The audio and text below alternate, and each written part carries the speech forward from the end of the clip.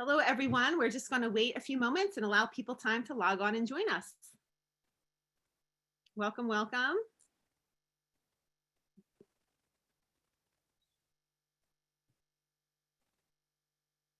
Welcome, everyone. We're just giving people time to log on and join us before we begin.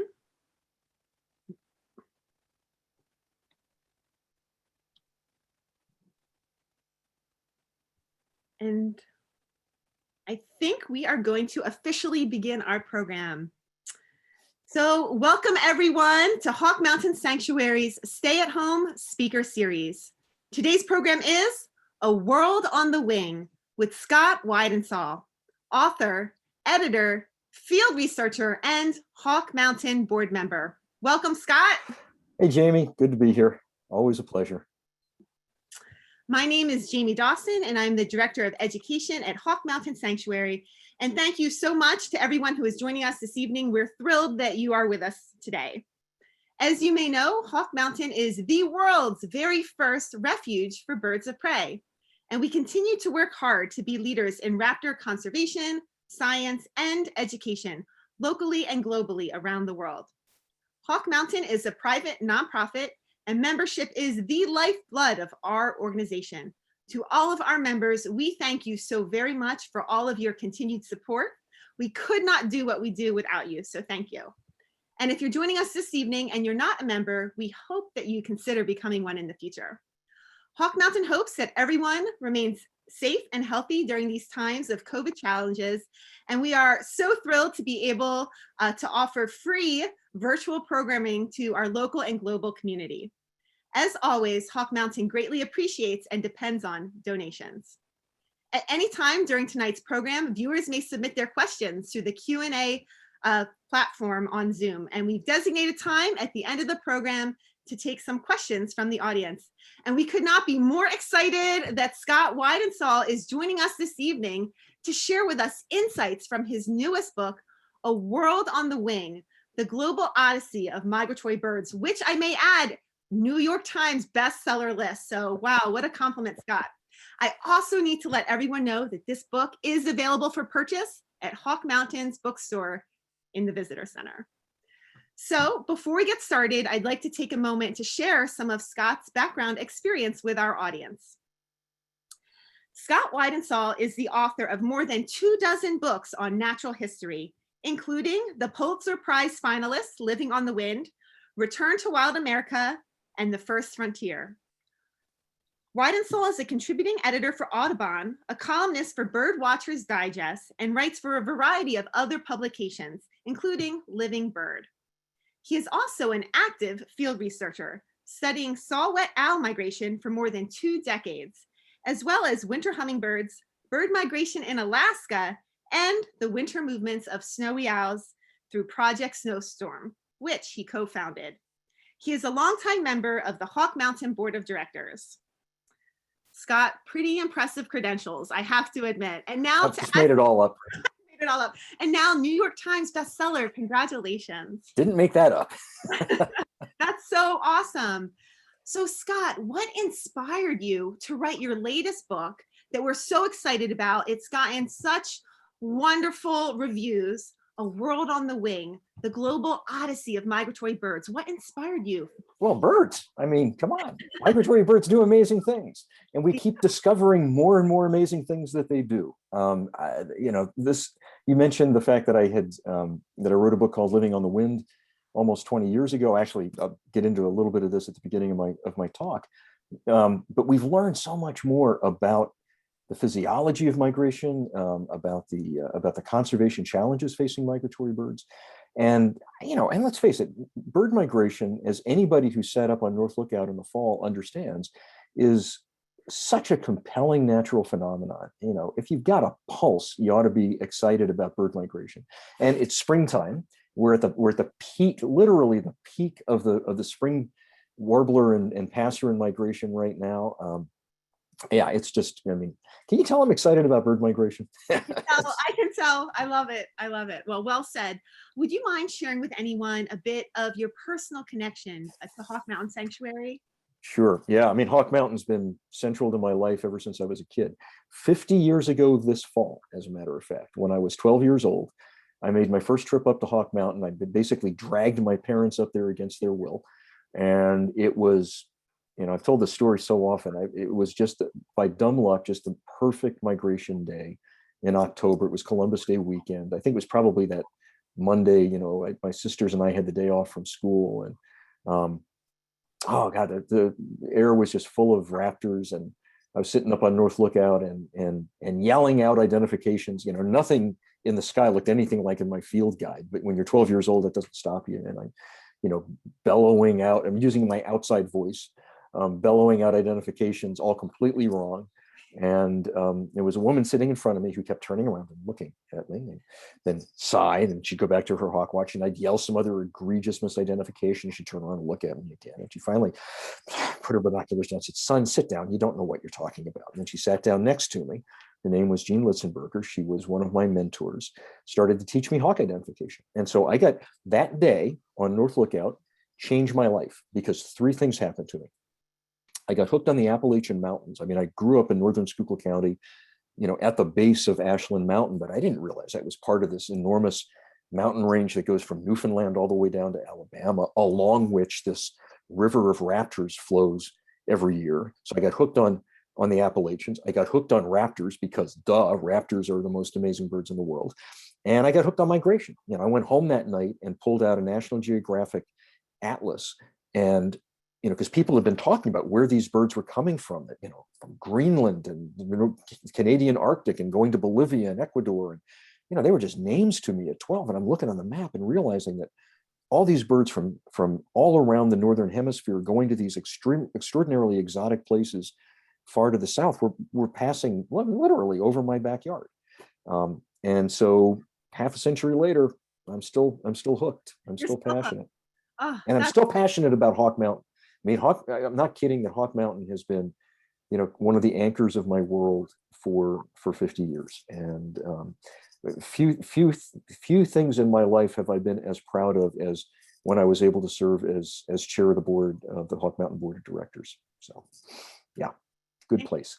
Thank you so much for sharing that. And, it's so wonderful to hear. And thank you for your support. Fantastic. So, Scott, we have a lot of people who are really excited to learn more about your book. So I'm going to turn it over to you. Cool. Well, thank you very much. And we'll do the little screen sharing two-step here, which is always awkward, but we'll make it as easy as possible. And there we go. And you should be seeing a title slide. Jamie, let me know if you're not, but I'm going to assume that everything is cool there. Yes, great. Excellent. Super. So like I said, I have been fascinated by migration ever since I was a kid growing up in Schuylkill County, watching hawks migrate past North Lookout. And it's really grown into the defining passion of both my personal and professional life. As Jamie indicated, back in the mid 90s, I wrote a book called Living on the Wind. And this was like getting paid to eat ice cream. I spent 6 years traveling up and down the Western Hemisphere, following bird migration from the tundra of Western Alaska all the way down to Southern South America and back. But when I wrote that book, it was very much as an outsider looking in. I don't have a science degree. I'm not a professional. Well, I'm not an academically trained scientist. I mean, I'm doing field research today and working with a lot of scientific colleagues, but I was a fine art major in college, and starting in the 1980s, I began banding hawks at Hawk Mountain with Dr. Jim Bednarz, who at the time was the director of research. But when I wrote Living on the Wind, although I was deeply involved in bird banding, especially raptor banding, it was written from the perspective of somebody who's really passionately interested in bird migration and the science of bird migration, but from the outside looking in. Well, that book came out more than 20 years ago now, and there's been so many changes in our understanding of migration and the physiology of migration. As I said before, the conservation challenges that birds are facing.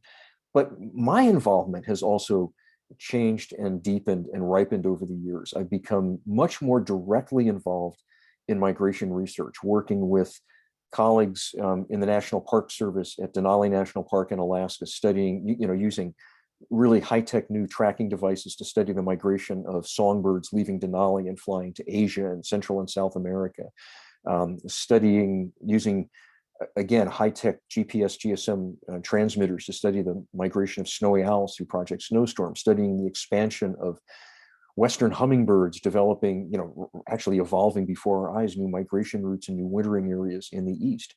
And so starting again about 5 or 6 years ago, I began working on this new book, A World on the Wing, global in scale this time, not just focused on the Western Hemisphere, traveling to places like China and India and the Mediterranean and Africa, looking at what we've learned about migration in the last 2 decades or so, but also in some ways telling the story of my own deepening involvement with bird migration. And this comes at a time when I think all of us in conservation recognize that migratory birds are in crisis. I mean, I'm sure many of the people on the program this evening, on the call this evening, either read or heard about this paper that was published in 2019 by Ken Rosenberg and Pete Marin, a lot of the other top ornithologists in North America, documenting that we've lost about a third of North America's avifauna in the last 50 years or so, about 3 billion birds. Birds that were there when I started birding in the late 1960s and early 70s that have disappeared since then. And that news is grim. There's no doubt about it. I mean, for different, particularly for certain guilds of birds, different habitat associations that groups of birds have, like, for example, grassland birds. Grassland birds are the group that are in the worst shape in North America. Birds like upland sandpipers and bobolinks and eastern meadowlarks. And there's no mystery why. We've left very little undamaged, unplowed, ungrazed, unwalmarted grasslands and meadows out there for these birds to nest in. But while the news from a graph like this one, and by the way, I'm not going to show you a lot of graphs tonight, but the news can appear very grim. Actually, if you look at the other end of that graph up at the top, there's a reason for hope, and there's actually a roadmap there toward recovery. Look at what's happened to wetland birds over the last half century. Waterfowl, wading birds like herons and egrets and ibises, their numbers have rebounded dramatically in the last 40 or 50 years. And here again, it's not a mystery why. Starting in the 1980s, when waterfowl populations collapsed because of drought and habitat loss, we as a society began investing serious money in protecting and restoring and enhancing wetland habitats. And look, that was driven by concern for game species, because waterfowl have really politically potent constituencies behind them. But there is no reason why we can't do the same thing for grassland birds. If we put the same kind of concerted effort and political will and spending into grassland habitats that we did into wetland habitats, we can provide the habitat and restore populations of birds like greater prairie chickens and upland sandpipers and grasshopper sparrows and henslow sparrows and all those other birds that are suffering so badly in those habitats. Now, I recognize that not every challenge facing migratory birds, facing birds in general, is that straightforward, but we need to remember that we can change things for the better.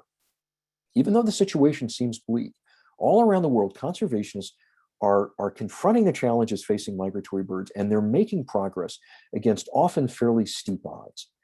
And they're making progress because we've got better information than we had even just a couple of years ago. We need a picture. If we're going to save these birds, we need a better picture of where they are, when they're moving, in what numbers, how their populations are changing. And we're getting it thanks to an explosion in computing power that is allowing us to crunch big data, basically these enormous data sets, like hundreds of millions of radar scans from the Doppler radar system going back over the course of decades, which actually show us in incredible detail exactly how many birds are in the night sky migrating every night.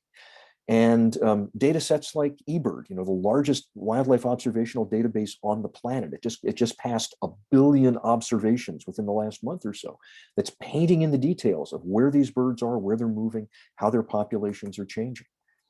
We're using increasingly sophisticated, increasingly miniaturized tracking devices. And this is something I've had a lot of experience directly myself, that are finally showing us where these birds are traveling, and in some cases providing an almost second by second window into their lives. And not least of all, we're beginning to understand at a level that we didn't before, the sheer physical abilities of migratory birds, some of which seem like they're plucked right out of science fiction. The fact that some of these birds can go weeks without sleep or spend months on the wing without rest. I mean, feats that seem almost literally unbelievable.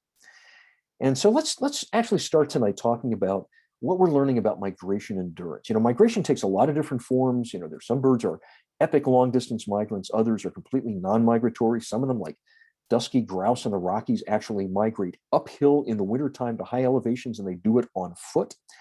But even the smallest birds do amazing things, like this little semi-palmated sandpiper. These birds are like 6 inches long. They weigh less than 2 ounces. The population of semi-palm sandpipers that breeds in the eastern and central Canadian Arctic takes off from the northeastern coast of the United States and Canada and makes a 3,300-mile nonstop flight across the Western Atlantic to their wintering grounds along the northeastern coast of South America.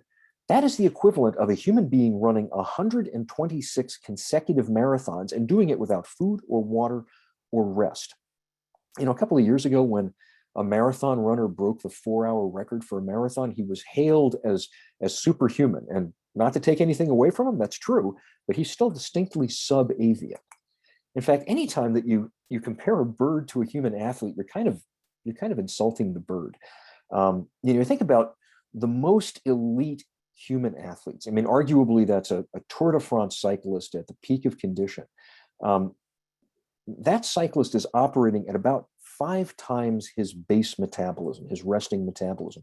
And that rate is only possible for relatively short periods of time, certainly less than a day, and only with regular hydration and regular food.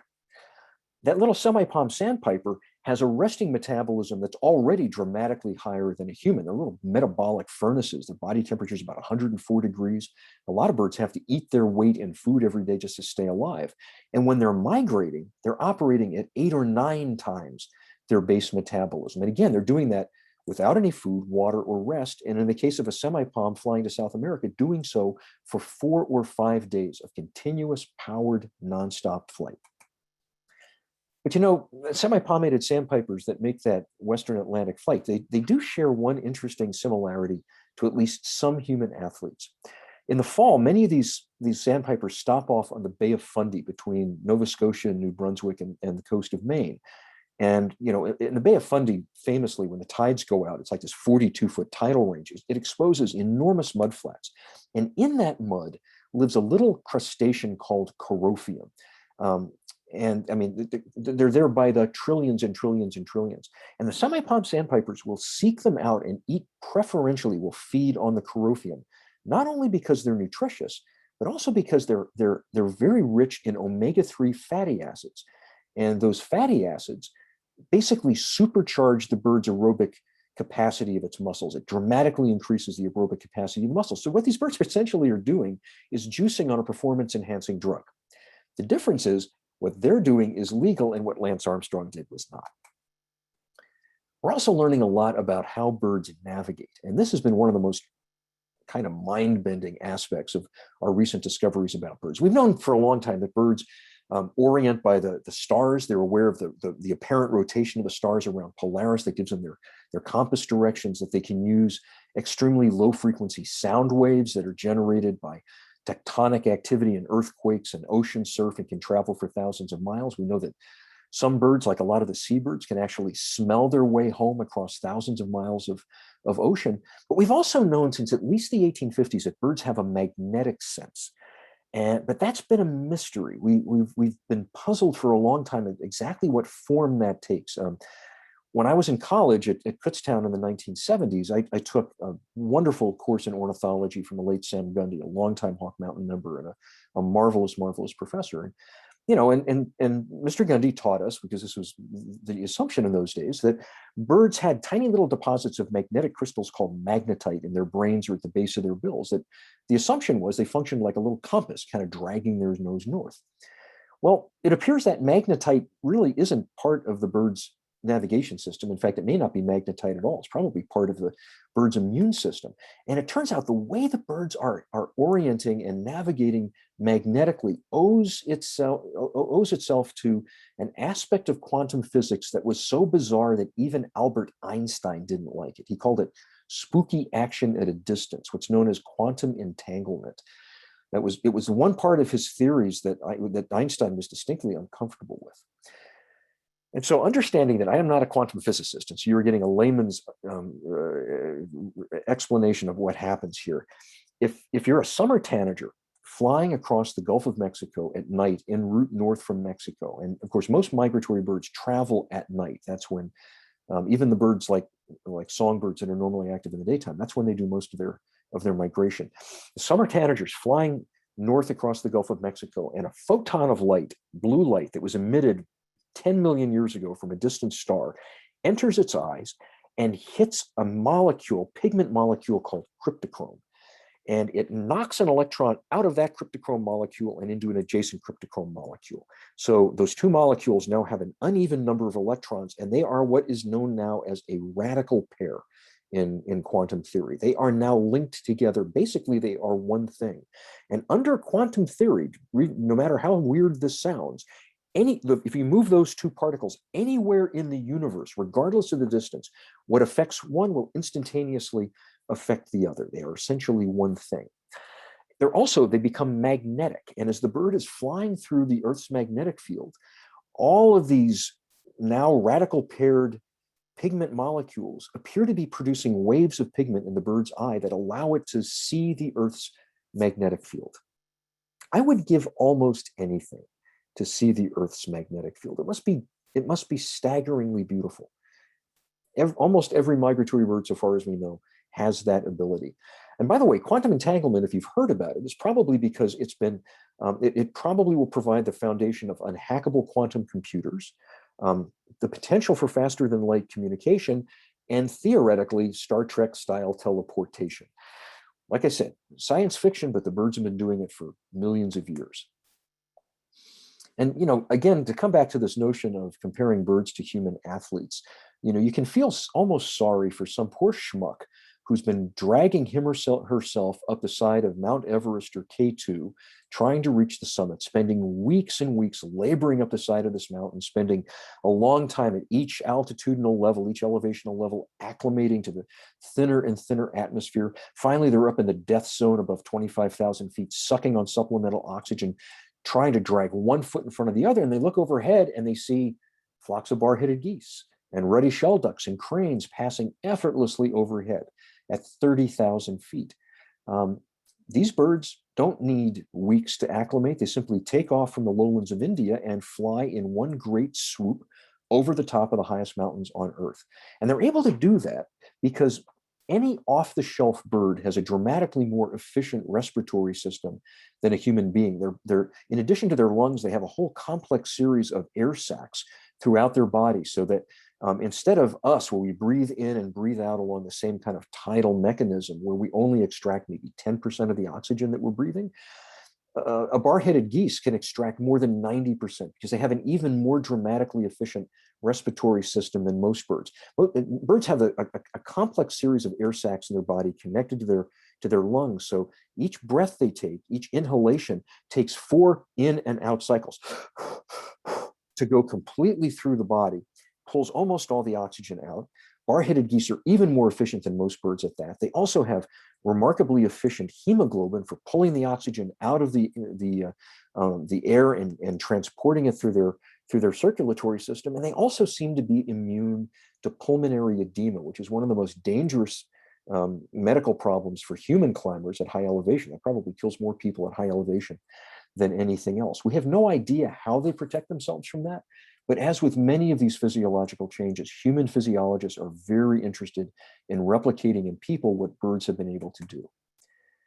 And all of that is amazing enough, but we still keep making discoveries that kind of stretch credulity. Every time we think we have figured out what birds are capable of, they leave us in the dust. For example, in 2013, scientists in Switzerland were interested in finding out where alpine swifts that breed in Switzerland in the summertime go in the winter. Now, they knew that they went to Africa, but they were interested in finding out exactly what routes they take, exactly what wintering areas in Western Africa they're using.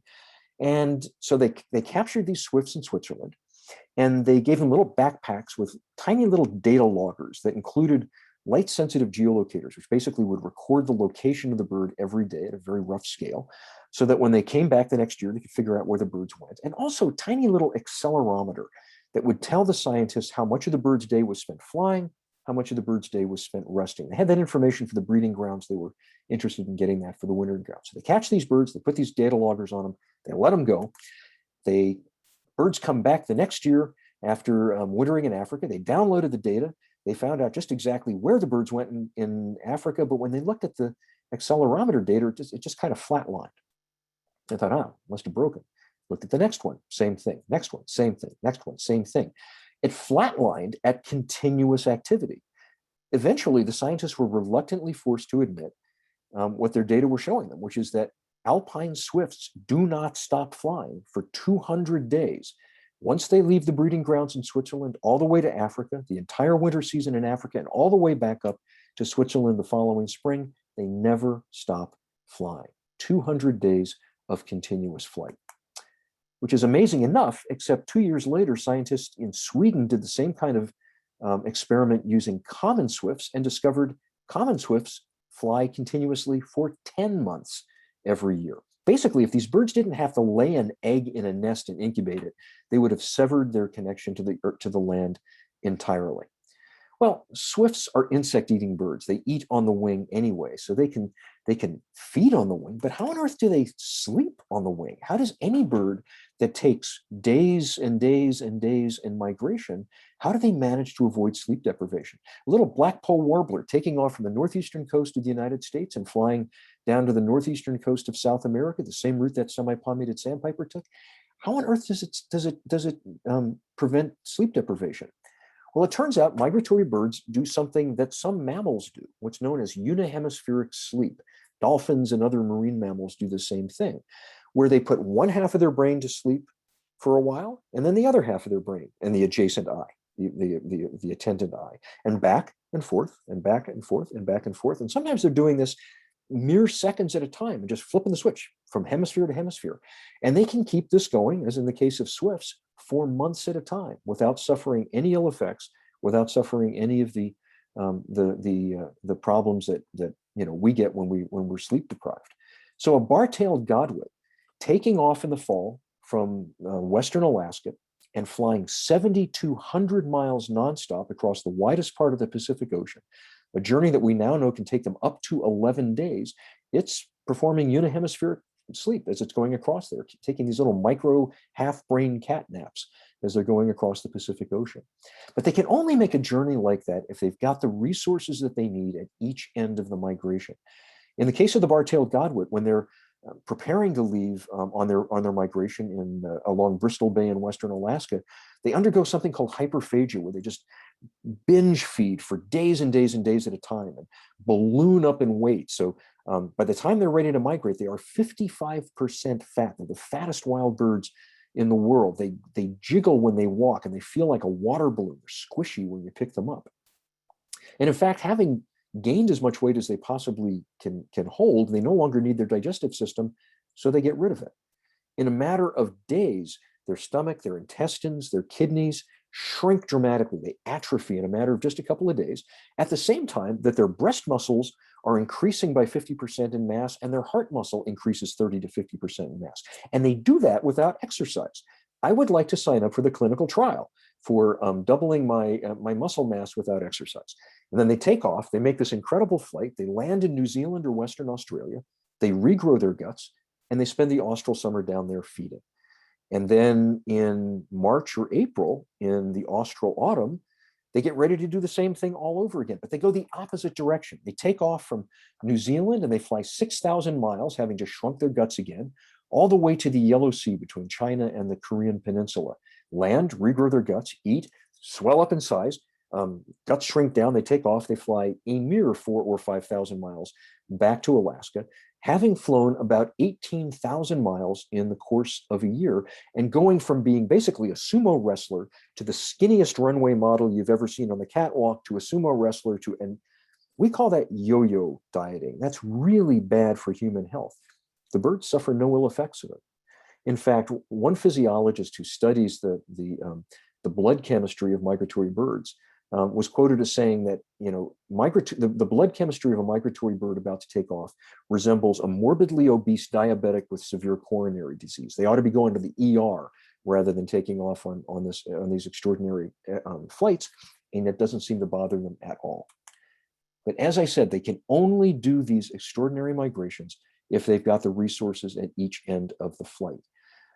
I mentioned that the bar-tailed godwits on their northbound migration stop off on the Yellow Sea between China and the Korean Peninsula. The Yellow Sea is easily one of the 2 or 3 most important migratory stopover points anywhere in the world, and it is without question the most endangered. Some 11 to 13 million migratory shorebirds from this whole East Asian, Australasian flyway depend utterly and completely on the Yellow Sea every year.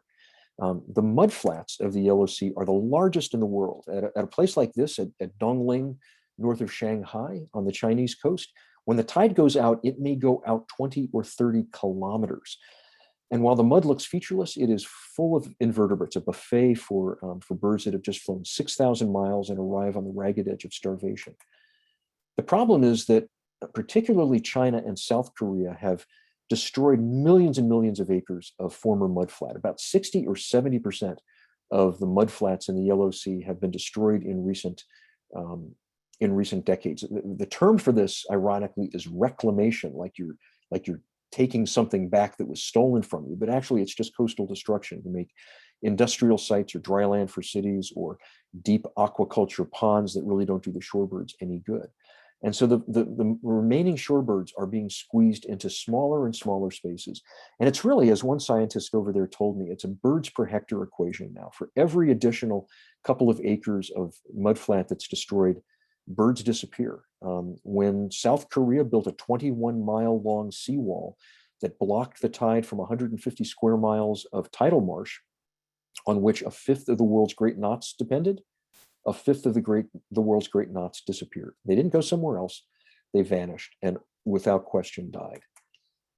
The Yellow Sea is especially critical for what's certainly the world's strangest and probably most endangered shorebird. And this is the spoon-billed sandpiper.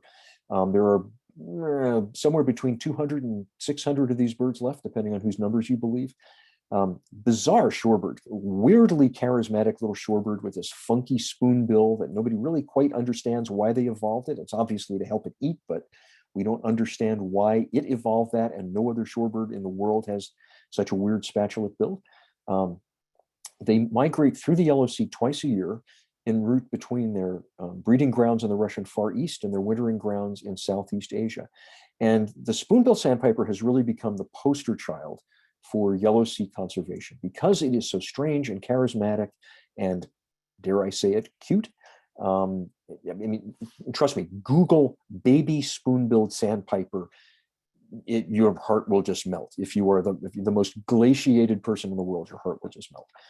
And so there's been a tremendous amount of international pressure on the Chinese and South Korean governments, the Chinese government in particular, to preserve what's left of the Yellow Sea mudflats for the spoon-billed sandpiper and all the other shorebirds that depend on it. So Chinese conservationists like Jing Li, who founded a small nonprofit called Spoonbill Sandpiper in China, and my friend, the Dutch shorebird specialist, Dr. Tunis Piersma, there with his gray hair staring through his spotting scope with his Chinese grad student, Bigru Zhu. These guys have been putting a lot of pressure on the Chinese government over the years. The Paulson Institute, which was founded by former US Treasury Secretary Hank Paulson, has been working at the highest levels with the Chinese government to convince them to save the Yellow Sea mudflats. And remarkably enough, they have. I was over in the Yellow Sea in the spring of 2018, expecting that this was going to be one of the most depressing stories that I would be reporting on for this book. And just a couple of months before I got there, the Chinese government did what totalitarian governments can do sometimes, and it issued this sweeping ban on all further commercial destruction of mudflats along the Chinese side of the Yellow Sea. They nominated many of the most important shorebird sites for UNESCO World Heritage protection, which was confirmed the following year by the UN. They've nominated a further dozen and a half sites for additional World Heritage protection. And so Tunis and Jing and a lot of the other conservationists who'd been in the trenches for years, battling to save the Yellow Sea, found themselves, while I was there, grappling with this very unfamiliar emotion, which was hope. Those efforts have really paid off. But those are not the only problems facing these shorebirds. One of the reasons spoon-billed sandpipers are in such desperate condition is because in many parts of their wintering range in Southeast Asia, in Thailand and Vietnam and Myanmar, they continue to be illegally hunted. And illegal bird trapping and bird shooting is a problem not just for shorebirds and not just in Asia. The yellow-breasted bunting, for example, it's a bird most North American birders are unfamiliar with, but this is, or at least was, among the world's most abundant species of birds. Billions and billions of yellow-breasted buntings breeding across, as you can see from this map, a huge part of Asia and Eurasia, but wintering in a very, very small area of southern China and Southeast Asia, and wintering in enormous nocturnal roosts of millions and hundreds of thousands to millions of yellow-breasted buntings, which makes them very, very easy to trap. And so they've been trapped for what in China really is luxury food. I mean, it's a status symbol to eat wild game. Their numbers have dropped by as much as 98% across much of their range. And if, as seems possible, they disappear entirely in the next 15 or 20 years, the only comparable magnitude of extinction would be the loss of the passenger pigeon here in North America a little more than 100 years ago. But these are problems that aren't restricted to Asia. In fact, some of the worst illegal bird trapping for the pot, for food, occurs around the Mediterranean in flyways that are used by Eurasian African migrants like this female Eurasian blackcap. And I want to stress here that this is, for the most part, not subsistence trapping. This is not subsistence hunting. It's putting food on the table, but it's nobody is feeding their kids and staving off starvation by hunting these birds. Now, as you can imagine, a lot of the problem is especially severe in places like, for example, Egypt. About 5.4 million birds, mostly songbirds, killed in Egypt every year.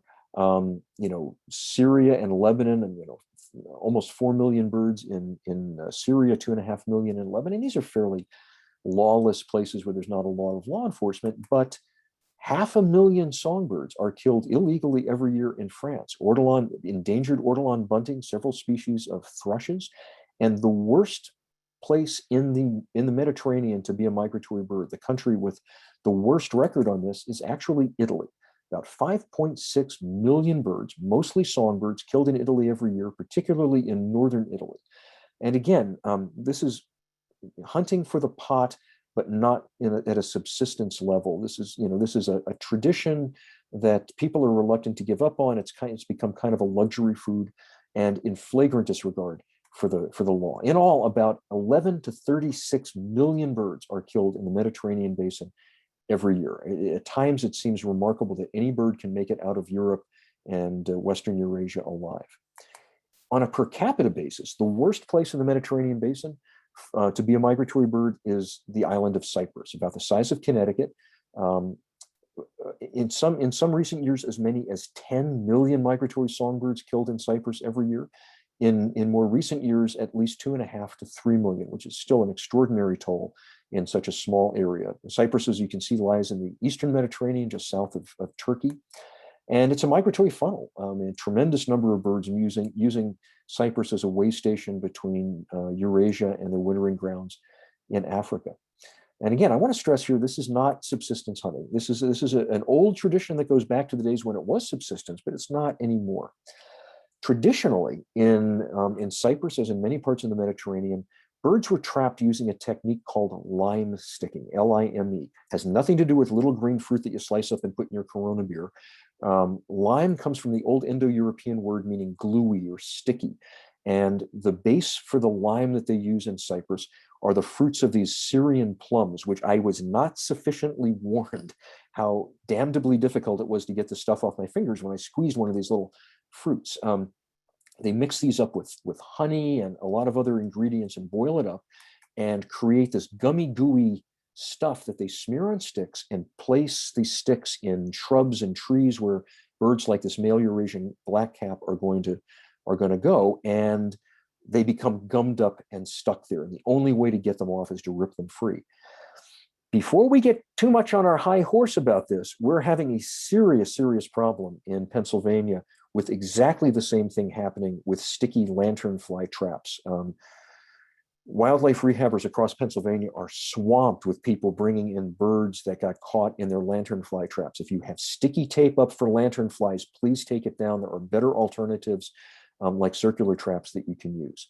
But anyway, in Cyprus, the point of all this is a dish known as ambulopoulia, which are fall-fattened migrant songbirds, especially blackcaps, that are caught, plucked, sauteed whole. And then the idea is you pick up this tiny little bird by its head, you bite off its neck and chomp the whole rest of it down, blood and bones and guts and meat and everything else. And again, not a subsistence meal here.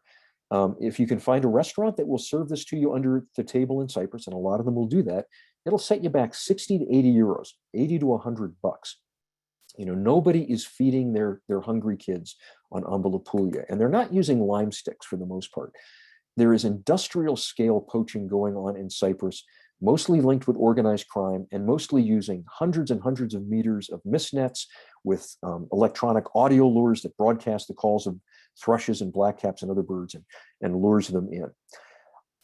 Until recently, the worst places in Cyprus for illegal bird trapping were a couple of British military bases in southern Cyprus, where for a variety of political reasons, the British were reluctant to crack down on the trapping and on the netting. Fortunately, because of international pressure, that has changed in a big way in recent years. I got to spend time both with activists from BirdLife Cyprus and also with police patrols on these military bases. It's the only time in my life I've been asked what size bulletproof vest I take. Out at night chasing these poachers. And they're using very sophisticated techniques. They're using military grade drones with infrared video so they can find these guys at night and get video evidence that will stand up in court. Wildlife crime specialists from the Royal Society for the Protection of Birds come down, and they're out there crawling around in these sniper ghillie suits, putting up surveillance cameras. As recently as 2 years before my visit in the fall of 2018, there were as many as 80 big netting operations on just one of these military bases at Dekelia. The year I was there, there were only 2 sites that were still in operation, and both of them were under round-the-clock covert surveillance, gathering up the additional evidence they needed to swoop in and make arrests. If only all the problems facing migratory birds were as simple and straightforward as illegal bird poaching. I mean, there's a pretty simple solution to that problem. For problems like climate change, you know, that is without question the biggest and most challenging problem facing migratory birds. The solutions are obviously going to be much more complex and much more difficult. And, you know, when I'm talking to people who express skepticism about climate change or our role in it, I tell them, frankly, I don't really care what you think. The birds already recognize that the climate is changing, and they're shifting and changing and to an extent adapting to it. You know, we can see this really dramatically. The National Audubon Society a couple of years ago did an analysis of its Christmas bird count data for the last 50 or 60 years, and they found that hundreds of species of migratory birds in North America have shifted the center of their winter abundance hundreds of miles north in response to climate change. We know that some species of birds are arriving on average a couple of weeks earlier in the spring and leaving on average a couple of weeks later in the fall than they did 50 or 60 years ago. And that's obviously encouraging and heartening, you know, to think that these birds may have some adaptability in the face of climate change. Although when you dig a little bit deeper, maybe that optimism should be tempered a little bit, because most of the birds that are adjusting their migratory schedule are short and moderate distance migrants, birds like fox sparrows and phoebes and eastern towhees that mostly winter in the United States or maybe in northern Mexico. Birds like, you know, if you're a fox sparrow sitting in Georgia, you can tell whether it's an unusually cold late winter with one cold front after another coming down from the northwest, or a year with one day of, you know, balmy, warm south winds after another, and you'll adjust your migration timetable in response to that. Long distance migrants, neotropical migrants like black-throated green warblers coming back from the mountains of Central America, they're coming back, and there's phenological data, you know, records going back more than 100 years at places like Mohunk House in upstate New York, where people have been meticulously keeping track of weather and climate data and first arrival dates for birds and bloom times for flowers. And we know that birds like this black-throated green warbler are on average coming back on, to the day on average when they did a century ago. Just recently, there was a paper published suggesting that black-throated blue warblers may have moved their migration timetable up by about a week or so, but that's been the exception rather than the rule, which means that every year these birds are getting farther and farther and farther out of sync with the seasons, because spring is arriving earlier and earlier on average every year. And we don't have to wonder what that potentially means for migratory birds. All we have to do is look across the Atlantic at what's been happening with one of the most widespread and abundant birds in Europe, the pied flycatcher. This is a bird that winters in sub-Saharan Africa, has a very grueling migration. It's got to cross first the Saharan desert and then the Mediterranean Sea to get back to Central and Western Europe and the UK in time to find a territory, build a nest. They're cavity nesters, so they're looking for natural cavities or nest boxes, lay their eggs, hatch their chicks out so that the chicks are emerging just in sync with the explosion of insect life in the hardwood forests of Europe, especially the caterpillars that emerge several weeks after the trees leaf out. Caterpillars are the key to raising healthy baby insect-eating birds, not just in Europe, but also here in North America. Unfortunately, pied flycatchers are coming back on their traditional schedule from Africa, and they've gotten so far out of sync with the seasons that in recent decades, their populations have crashed.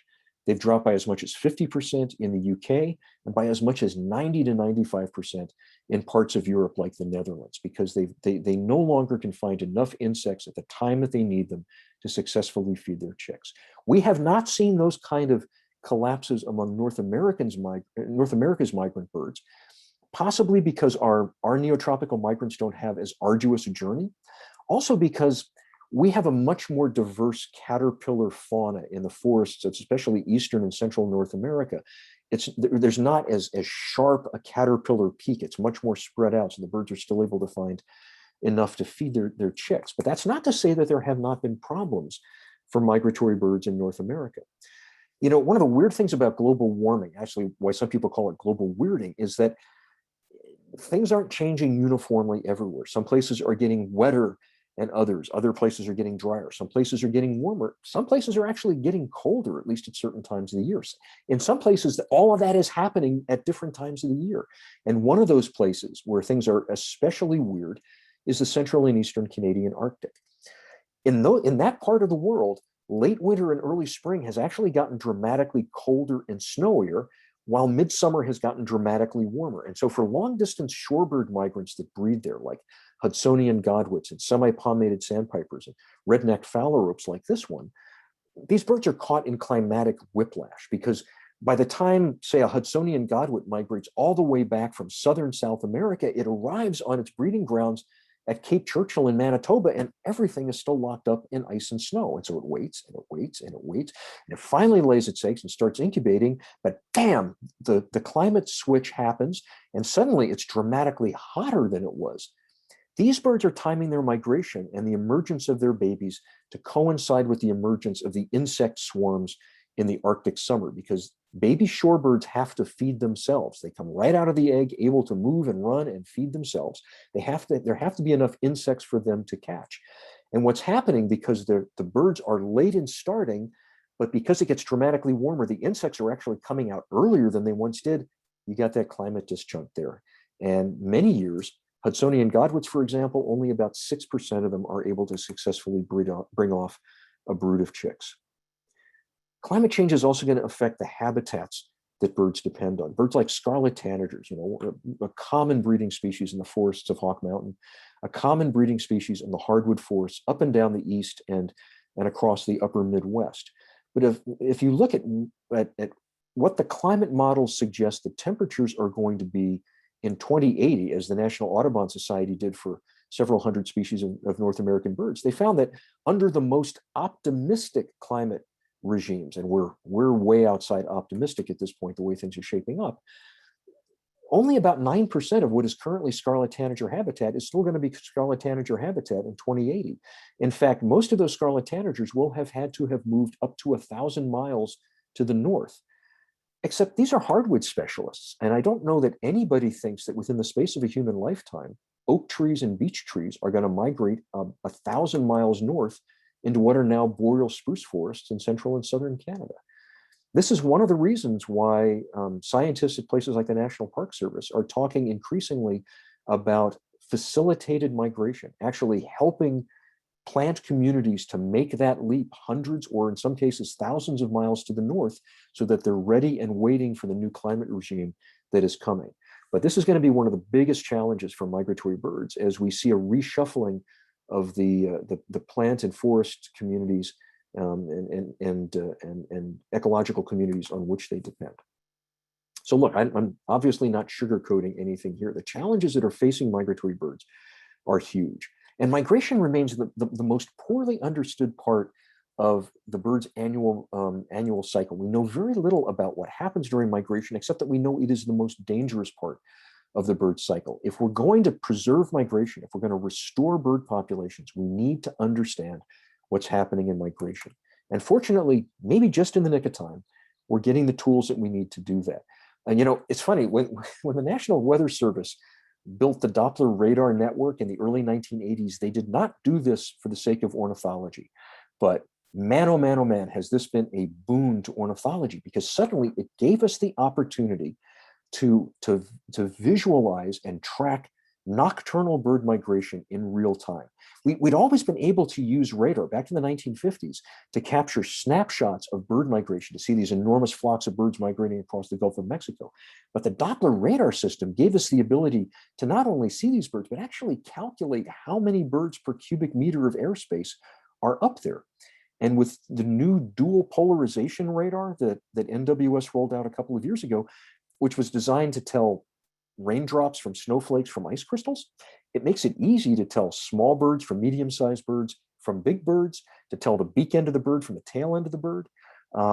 It is an extraordinarily powerful, potent tool that allows us to say with precision, on any given night that there are, as there were a couple of nights ago, 574.6 million birds, more than 500 million birds migrating in the skies over primarily eastern and central North America, where the Doppler coverage is greatest.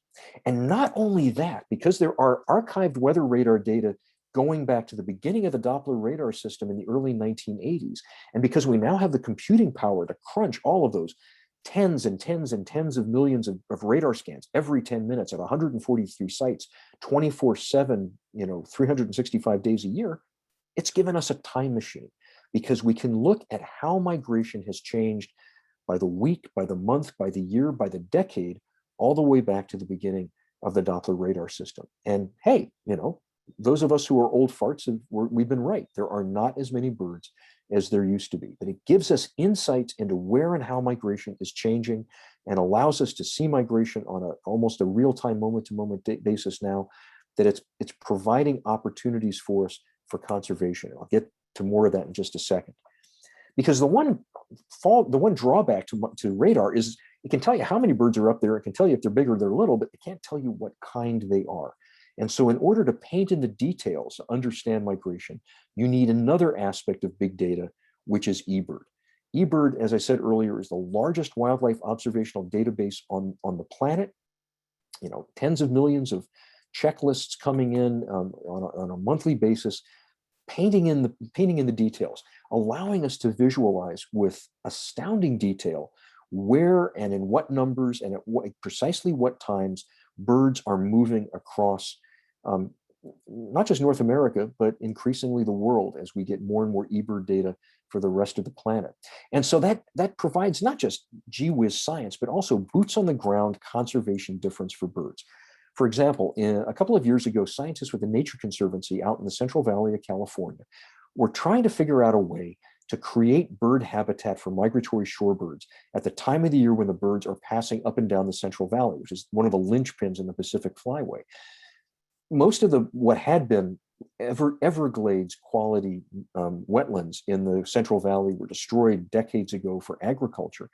But the Central Valley is still really important for migratory birds if they have enough habitat. And what these scientists at TNC realized they could do is they could take eBird data, which tells them exactly what species of birds are coming through at exactly what time of the year. Combine that with radar data and with high resolution satellite imagery from NASA that shows exactly where and in what amount surface water occurs in the Central Valley. And they could pay farmers relatively small amounts of money to flood their rice fields to precise depths at precise times, just when these birds are coming through, just long enough to provide tens of thousands of acres, what they call pop-up habitat for these birds. And then the birds go away again, and the farmers can dry out their fields if they need to, or plant, or do whatever they need to. It's just in time habitat that costs a fraction of what buying up that property and preserving it in perpetuity would have cost.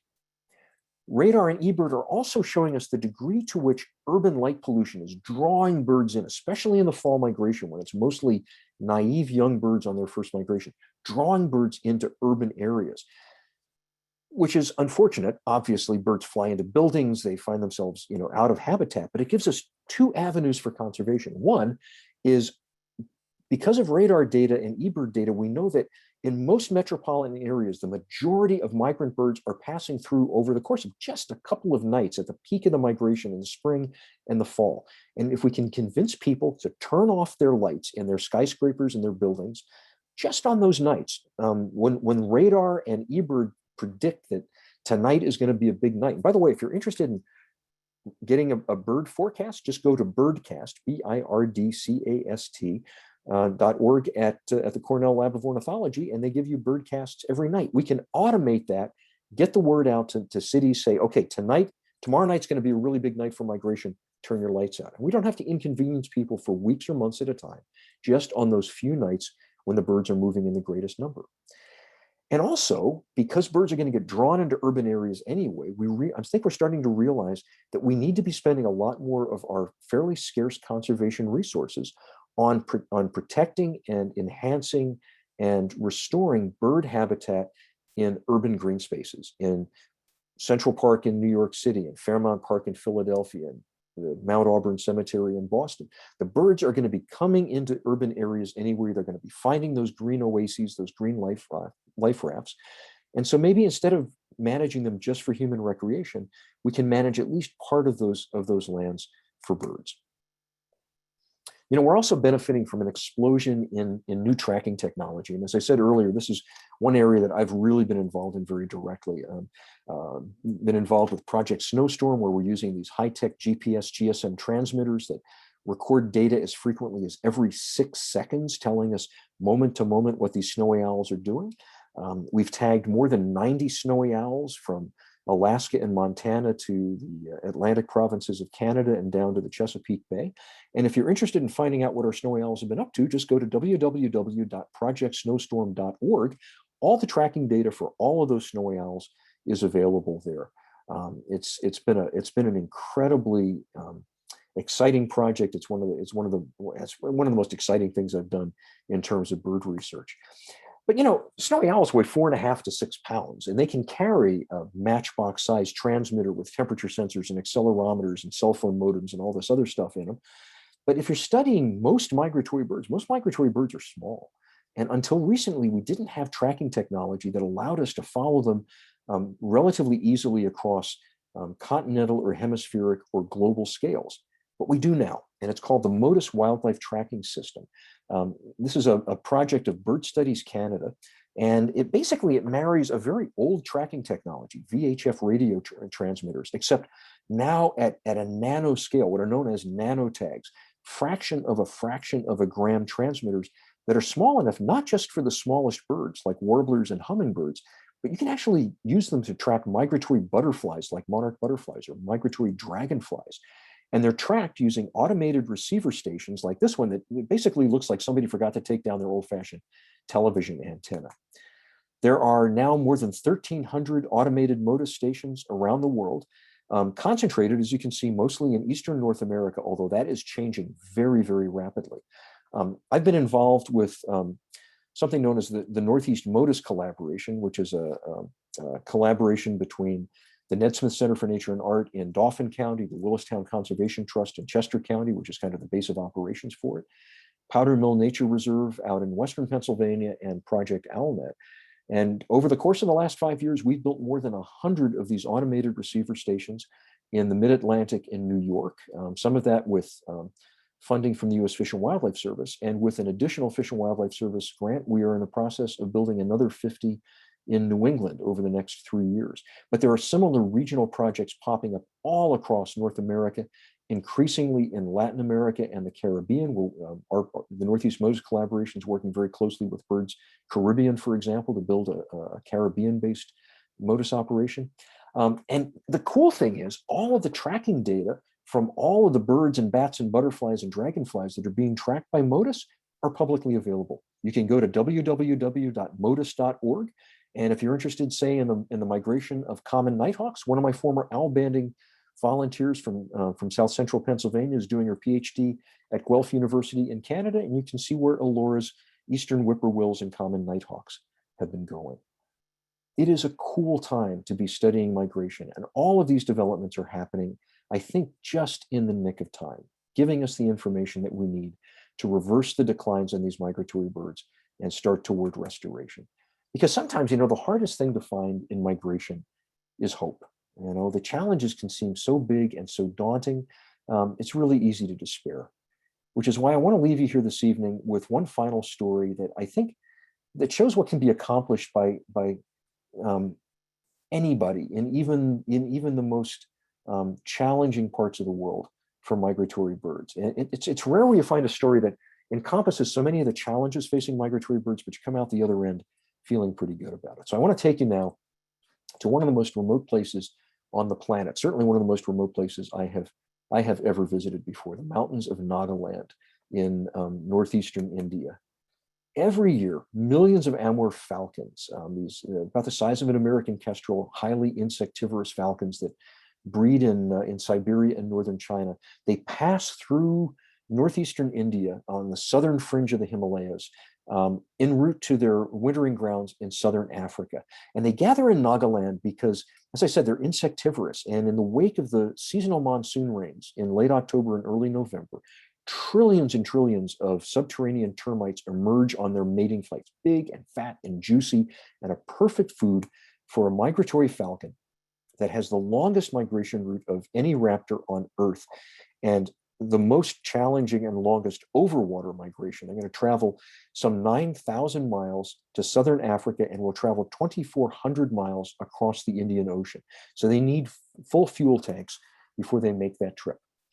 And so, as I said, they gather in Nagaland, which is this thumb of India that sticks up between Myanmar and China. This is a very, very, I think, fair to say, troubled part of the world. I mean, you can see all of the red borders on this map, on this Google Earth map. Those are disputed boundaries between China and India. These countries went to war over those lands in the 1960s. They almost went to war over them again last year. Nagaland itself is an Indian state that's been trying to break away from India for more than half a century. It's the site of the longest running guerrilla war in Asia. It's been going on for 80 years. Maoist guerrillas coming across the border from Myanmar. Until recently, all outsiders, including other Indians, were banned from traveling in Nagaland. And even today, you need special permission from the Indian government to travel there. Well, in the fall of 2012, a Naga-born conservationist named Bano Haralu, that's Bano there on the right. She is a former, very highly respected TV and print journalist in India, who had come back to Nagaland and founded a small conservation nonprofit. She'd begun to hear rumors of extraordinary numbers of falcons in a remote part of Nagaland. And so in the fall of 2012, along with her three colleagues here from Conservation India, Bano went into this area to try to get to the village of Pangti to investigate. And what they found horrified them. They found huge numbers of falcons for sure, but they also found that villagers from Pangti and surrounding communities were killing up to 140,000 of these falcons every year during the roughly 10-day peak of the migration. And I want to stress here, this was not a traditional hunt. This is not something that they've been doing time out of mind. In fact, the falcons have always been passing through Nagaland, but it wasn't until about 2000 when the Indian government built a huge hydroelectric dam along the Doyan River close to Pangti, that these birds began gathering in just mind-boggling numbers in very, very dense nocturnal roosts of hundreds of thousands of falcons. Well, the same reservoir had flooded the farm fields that these people depended on. They couldn't fish in the reservoir easily because they didn't cut the trees down when they flooded the valley, so their nets became snagged. Suddenly, there were all of these falcons descending on them, and the people there viewed this literally as manna from heaven in a biblical sense, because did I mention that Nagaland is 95% Baptist? It is the defiantly un-Indian part of India. So these people saw this as a gift, literal gift from God. They were killing these falcons. They were plucking them, smoking them, selling them in larger towns and cities for cash money that they needed badly, because this is a very desperately poor part of India. Well, as you can imagine, when word got out in the fall of 2012, there was international outrage and condemnation and a great deal of concern, because although Amur falcons are an abundant bird, that no species of raptor has the kind of reproductive potential to put up with that kind of an annual toll. They just simply couldn't withstand it. So, usually when there's something like this happens, there's outcry and there's international pressure and there's back and forth, and it's a long process to try to turn things around, and the numbers of the birds get lower and lower, and people become more and more desperately concerned for their welfare. And I'm here to tell you that none of that happened this time. Instead, and in part because, this hunt was technically illegal. These birds were protected by law. There had just never been any kind of enforcement. The authorities had turned a blind eye for it for years. Well, suddenly they were not turning a blind eye to this anymore. It was made very clear to the people in Nagaland that this kind of large-scale falcon slaughter would no longer be tolerated. But more importantly, because international conservation organizations sat down with the community leaders in villages like Pangti and explained what was happening and explained the damage that they were doing to the falcons, there was a genuine realization among the Naga that their actions were threatening the falcons. And so they said, okay, we'll stop. And they did, completely. From one year to the next, 140,000 dead falcons one year, virtually no dead falcons the next year.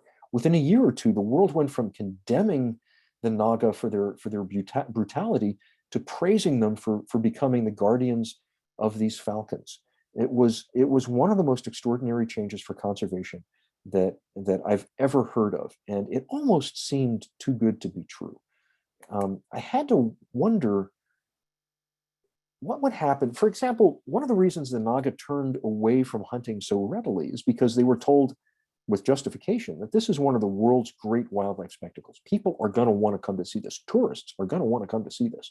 You can make more money from tourism by showing people falcons than you can make by killing and selling falcons. But Nagaland, as I said, is an extremely poor place. It is an extremely difficult, remote place to reach. By all accounts, tourists were pretty thin on the land. And I had to wonder, what happens when very poor people make a very hard decision for the right reasons, but expecting a certain outcome? And what happens when that outcome is slow to materialize? So in 2017, after more than 2 years of intensive planning, along with my good friend Kevin Lachlan from Wildside Nature Tours, and with a couple of other friends, I headed into Nagaland to see for myself. And part of the reason that Kevin, who runs Wildside Nature Tours, was interested in going was to find out whether it was possible to bring Western tourists to Nagaland to support this fledgling conservation effort. And folks, I am here to tell you, Nagaland is not an easy place to get around in, and Pangti is not at all an easy place to get to. These are probably the worst roads I have ever been on in a lifetime of traveling on some pretty bad roads in pretty remote parts of the world. This picture does not begin to convey how really terrifying this part of the trip was. That slope continued for hundreds of feet further down. This was an active landslide zone. A landslide would take out the road, and they just bulldoze another one across it and use that as fast as possible, as many trucks and lorries as possible, until the next landslide would take it out. We were also told, do not be on the road after dark. There was a danger from armed bandits. There was also a danger from armed insurgents coming in from Myanmar. In fact, there was a firefight between the Indian military and insurgents just a couple of weeks before our visit there, not all that far from where we were traveling. Oh, and by the way, did I mention that even the Maoist guerrillas coming in from Myanmar are also Baptist? This is the legacy of American missionaries from the 19th century. We did eventually make it to Pang Ti. We got there before dark. Pang Ti, like most of the villages in Nagaland, was built generations ago on high defensible hilltops because all of the tribal and subtribal divisions in Nagaland, they speak mutually unintelligible dialects, and they have time out of mind been warring with each other. And not just warring with each other, but taking war trophies. They were headhunters up through at least the middle of the 20th century, and in some remote areas, perhaps as late as the 1980s. So yes, Baptist headhunters. Nagaland is one of the most utterly fascinating places that I have ever visited. It's also ethnically not, this is again the un-Indian part of India. This is a Tibeto-Burmese ethnicity in this area. They feel no real kinship with the rest of India, which is one of the reasons I've been trying to break away for so long. But I will tell you one thing for sure. They were not lying when they said it was one of the great wildlife spectacles on Earth. Every morning we would watch hundreds of thousands of Amur falcons emerging from their nighttime roosts from just really, a couple of hectares of land. I mean, they were jammed in extraordinary numbers, and for hours there would be these great reverse tornadoes of birds rising in the sky. In the pre-dawn hours, before you could even see anything, you just heard this sound of rushing wind overhead, which, as the light came up, we realized was the sound of rushing wings. Normally, if I'm doing a presentation in person, I have video of this, and video over Zoom doesn't always work real well. But if you're interested, when I finish up here, we get through with questions and answers, I'd be happy to share a little bit of that video with you, and we'll see how well it works. But like I said, one of the things I was interested in going there was understanding what happens when people make a really hard choice, expecting a certain outcome. At its peak of the falcon slaughter, virtually everybody in Pang Ti benefited economically from the falcon kill, either trapping falcons or processing them or selling them. All of the 500 or so households in Pang Ti made money from that. The new falcon economy has winners and losers. There's a great deal of income inequality and inequity there now. For example, some of the former trappers, like Nchomo Adoyu, were able to transition from trapping falcons to serving as bird guides and falcon guides. And the money that the people in Pang Ti were making from falcons, many of them were using that to pay their kids' school fees, because in this part of India, you've got to pay for your kids' education. And that's where they were getting the cash that they needed to do that. So Nchomo was able to continue to generate money from bird guiding that made up for the money he gave up from falcon trapping. Members of his extended family own some of the property where the largest falcon roosts occur. They built watchtowers, and they charge a small amount of money for tourists to come and watch them. Other members of the community were able to install Western-style toilets in their houses and rent their houses out as homestays for visitors like us coming and staying in the community. But the vast majority of the households in the community don't benefit economically from the falcons, and they're going to have to figure out a way to more equitably share the wealth of the new falcon economy. Nagaland, another unusual aspect of it, it's the only place I've ever been where I've heard conservationists begging for better roads. Usually roads are the death of conservation, because roads bring in development, they bring in hunting, they bring in deforestation. The roads are already there in Nagaland, but they are so god-awful that you have to be really, really determined to use them. If the roads were even marginally passable, marginally more passable, what is now a bone-grinding 10 or 12-hour drive from the neighboring state of Assam would be a relatively easy couple-of-hour drive, and it would be an ecotourism no-brainer to connect taking people to see the falcons in Pang Ti and the surrounding communities with visiting Kaziranga National Park in the neighboring state of Assam, which is one of the most glorious national parks anywhere in Asia. 3,000 Indian one-horned rhinos, wild elephants, tigers, water. It's an amazing, amazing place. There have been enormous strides for conservation in Nagaland in a very short time, and I want to point out that Hawk Mountain has had a role in this as well, because a couple of years ago, we were able to bring in Lanso Lotha, a young Naga-born forest department biologist, as one of our international trainees, and he was able to take the Hawk Mountain message and the Hawk Mountain model back to Nagaland. I do worry about the long-term sustainability of the new falcon economy there, especially, given that there was no tourism last year because of the pandemic, and I worry that with the continuing pandemic crisis in India right now, there won't be any tourism this year. Wildside, I was supposed to lead a wildside trip to Nagaland this fall, and we've had to cancel that out of concerns of the pandemic. I'm not worried about large-scale falcon trapping resuming there. The authorities are not going to let that happen, but I do worry that the gains for conservation and the dawning realization that conservation goes beyond just preserving these falcons might start to wither on the vine without some reinforcement from tourism. But still, what the communities in Nagaland accomplished for Amur falcons ranks as one of the most striking migratory bird success stories that I've ever been privileged to report on. At least here, at least for now, at least for this one precious species, the world is a safer place. And they're all precious. Every bird that makes the leap into the void is at once utterly ordinary and extraordinary, shaped by millions of years of natural selection, guided by instinct, crossing immensities of space through dangers that we can barely comprehend, and doing it all on their own muscle and their own wings. For eons, that has been enough, but not anymore. Now it's up to us.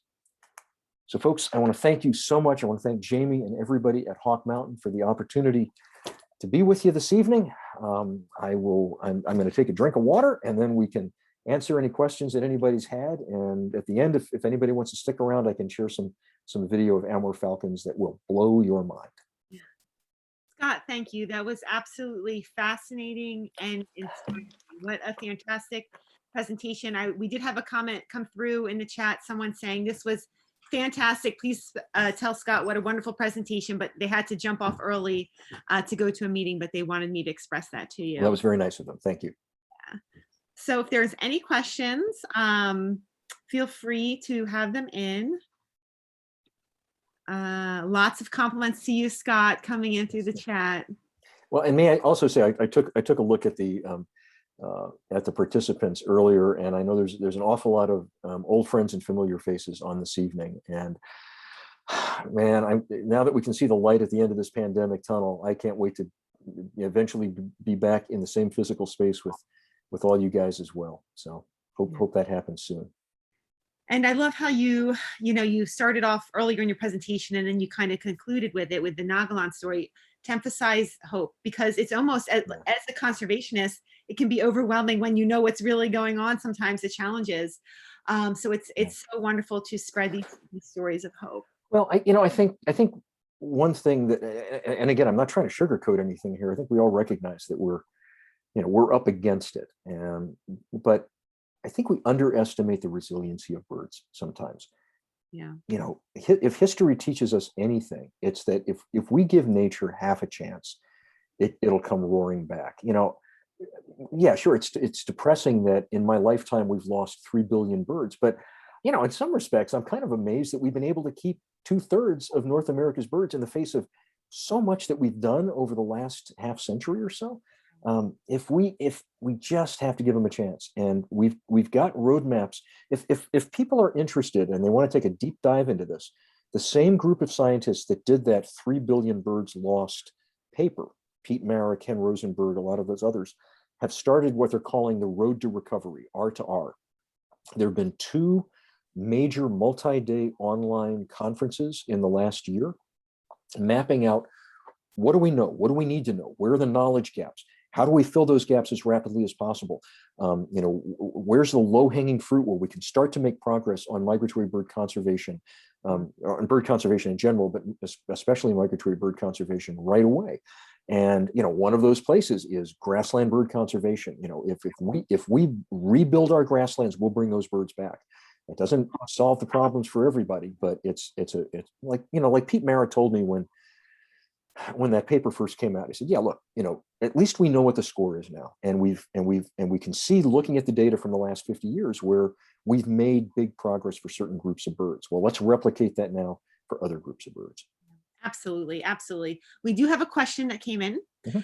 How did this cold spring affect the migration? I have not been finding the warblers that I would normally have by this time of May. Yeah, well, of course, I am now an exile from Pennsylvania because my wife got a phenomenal job with Mass Audubon. So we're living in New Hampshire these days, and it's been a very late migration up here. Last weekend was Mass Audubon's birdathon, and I was out birding with my wife at one of her big sanctuaries on the North Shore of Massachusetts, and a lot of birds that we would have expected to have seen were not there, and a lot of birds that frankly we would have expected to already be through were gone. So it certainly has delayed the migration in the Northeast. Interestingly, some birds were showing up dramatically earlier. There were ruby-throated hummingbirds on the down east coast of Maine by the third week of April, which is way early. So some of them came in early, and then the migration kind of shut off for a while. We also tend to forget that our window on migration is local. And just because we're having a strange off year, in eastern Pennsylvania, doesn't necessarily mean even in western Pennsylvania that it is. One thing that we can do with radar data and eBird data, this time machine effect that I was talking about, is looking back in time. The scientists at Cornell have shown how the bulk of the passerine migration can shift dramatically from one year to the next. One year, because of prevailing winds, the majority of the migration is going up east of the Alleghenies, and that's when Pennsylvania, New York, and New England just buried in lots of birds, and this is a phenomenal migration. And the people in western Pennsylvania and the Ohio Valley and the Midwest are like, where are all the birds? And the next year, the bulk of the migration is going to be going up farther to the west. So there's these annual shifts that make it a little bit hard for us to know at a local scale what's beyond a local scale what's really happening with bird migration. Yeah, that's such a good point. I think we see another question coming in. Can you further explain the 3 billion bird loss? Birds die naturally, of course. How are the numbers determined? Right. Well, so this is again using archived weather radar data, not just Doppler radar, but you can also see migrating birds on traditional radar, and there's a lot of that data all the way back to the 1950s. eBird data, Christmas bird count data, breeding bird survey data, Western Hemisphere shorebird surveys, waterfowl surveys. They took all of these data sets together and crunched them and looked at trends and came up with a range of loss, but about 2.9 billion birds lost. So in other words, the overall population of North American birds has declined from X to X by about 3 billion birds. So the overall population is lower. You may have seen just in the last week that a group of scientists based in Australia have now calculated that the global population of birds is about 50 billion. I find that number low. I've heard some grumbling that maybe their methodology wasn't quite right, but we're coming to a point now where we've got enough data to start to make those kind of really big calculations. And as far as the radar data goes, like if you go to Birdcast tonight, it will tell you. In fact, do you want to see? Shall we see what's happening on Birdcast right now? I can screen share. That would be great. Okay, hang on a second. Let me just pull that up.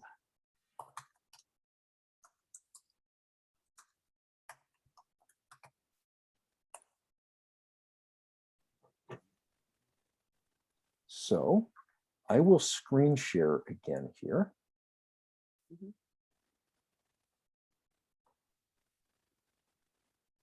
Whoop. All right, so this is Birdcast, and you can see that this is using real-time radar data to show where the birds are migrating in the highest number. And tonight, baby, if you are birding in the upper Midwest, you are at ground zero. And right down here, they are predicting about 304 million birds to be aloft in the skies of the US tonight. They're not including Canada in this because the Canadian Doppler radar system filters out what they call bioclutter or bioscatter.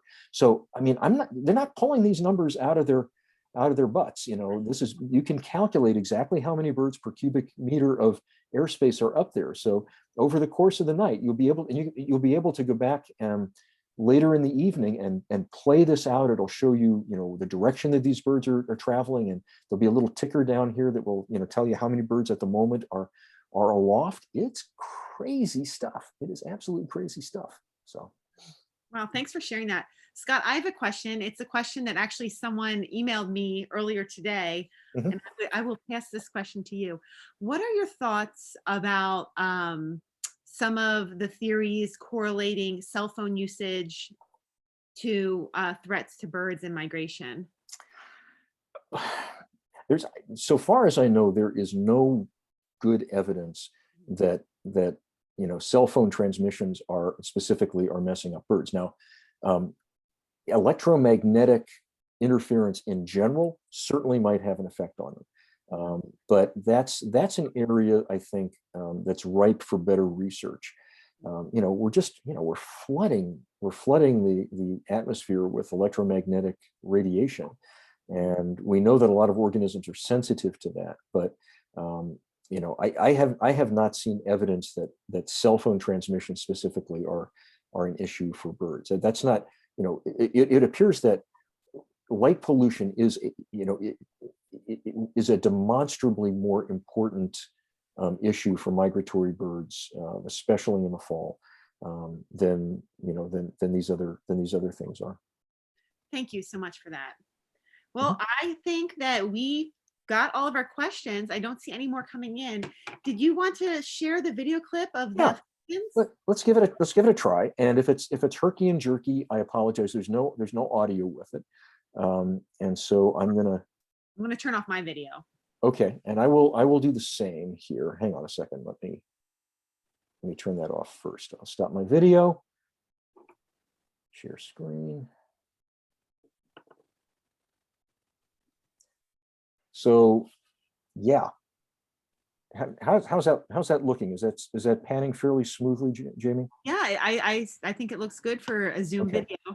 This is a typical morning around the Doyang Reservoir. Those are all Amur falcons.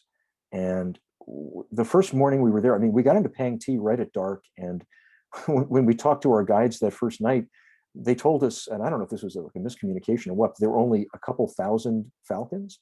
But when we went out the next morning at daybreak, expecting to see almost nothing, and we just saw these waves and waves of birds coming up, and you know, and this went on for hours, and there'd be another just massive, you know, lift off of, you know, tens to hundreds of thousands of birds, and you think, okay, well, that must have emptied the trees out. And then we look with our spotting scopes or binoculars, and you know, the trees would just be bowed under the weights of countless more tens of thousands of falcons.